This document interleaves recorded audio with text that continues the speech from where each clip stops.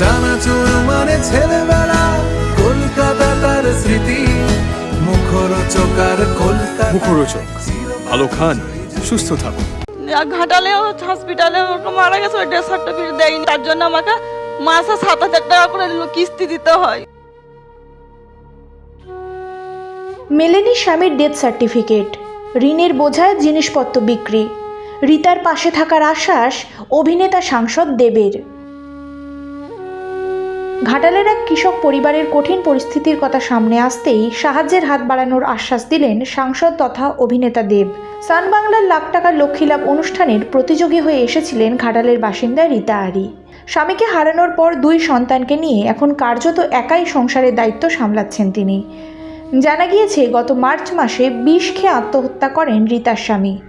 পেশায় কৃষক ছিলেন তিনি, কিন্তু স্বামীর মৃত্যুর প্রায় 3 মাস পরেও তার ডেথ সার্টিফিকেট হাতে পাননি রীতা। আর সেই কারণেই আরও বড় সমস্যায় পড়েছে পরিবারটি।